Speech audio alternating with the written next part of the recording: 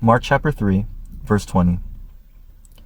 Jesus entered a house, and the crowd gathered again, so that they were not even able to eat. When his family heard this, they set out to restrain him, because they said, "He's out of his mind." Wherever Jesus goes, chaos follows. Things are so bad that the house Jesus is in can't even enjoy a simple meal. People are breaking through ceilings to get to him.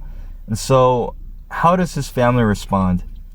Jesus is barely sleeping, and he's performing spiritual acts that they've never seen before. And so, to them, he must seem like a madman, right? And the word restrain here is the same verb that they use for arresting someone when someone gets put into prison. And so we see here that they want to lock him up. They want to hide him from everyone so that they could probably save Jesus from himself, right? He's probably they probably feel like his body is just physically in exhaustion and he's going to break down, so they probably want to save him from himself, and they probably want some peace for themselves as well. They want to bring some peace to the family.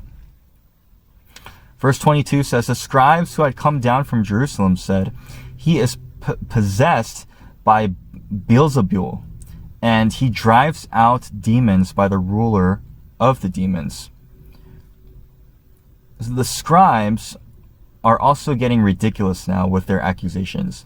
They went from breaking the Sabbath, touching the unclean, blasphemy, to now accusing him of being Satan, or they're accusing Jesus of being Satan. And this is probably the worst thing that you could possibly say to him, since he is actually the polar opposite of Satan. Verse 23, so he summoned them and spoke to them in parables. How can Satan drive out Satan? If a kingdom is divided against itself, that kingdom cannot stand. If a house is divided against itself, that house cannot stand. And if Satan opposes himself and is divided, he cannot stand, but is finished. But no one can enter a strong man's house and plunder his possessions unless he first ties up the strong man. Then he can plunder his house.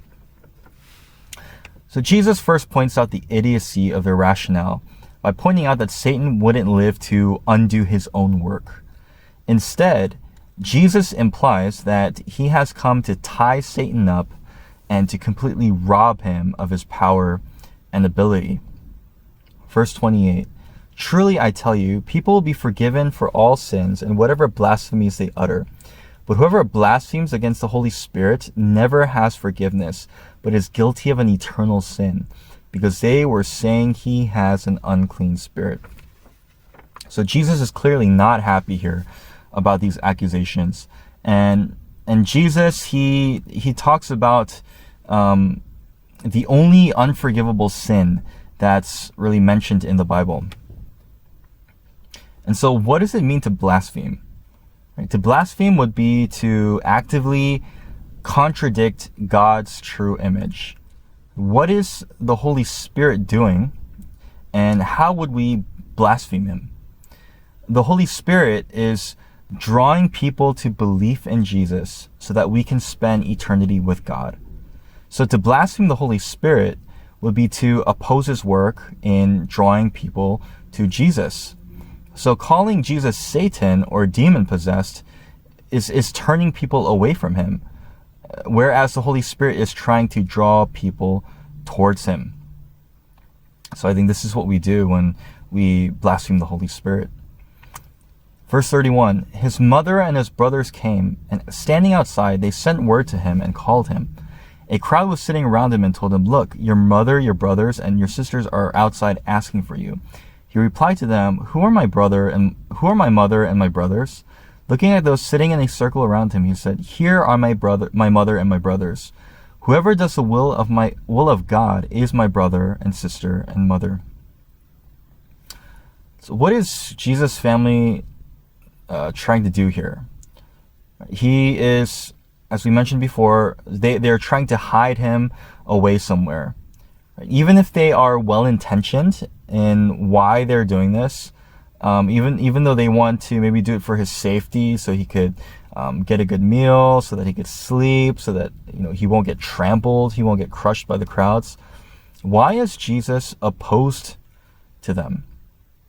Why does he reject them as his actual family?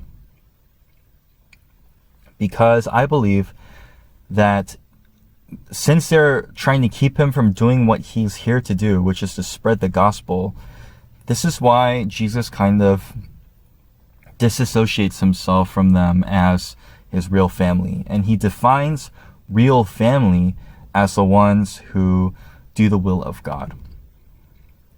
And so he points to his disciples as his true family.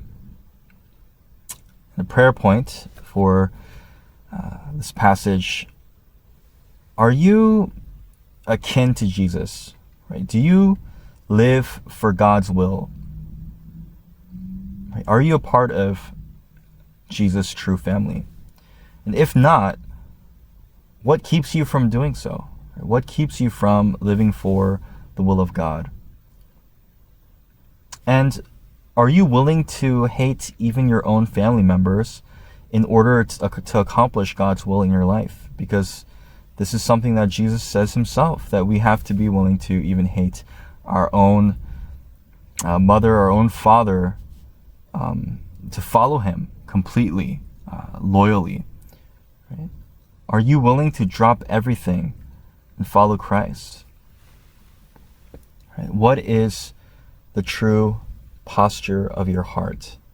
Right? And I am not saying that we should go out and start dishonoring our parents and disobeying them and not listening to them. I absolutely believe that we are still called to honor our parents, that we are to submit to their authority, right? But in terms of the kingdom, in terms of God's call, in terms of his will in our lives, right? Are we willing to literally drop anything and everything that opposes God's will in our lives, that keeps us from living out God's will in our lives?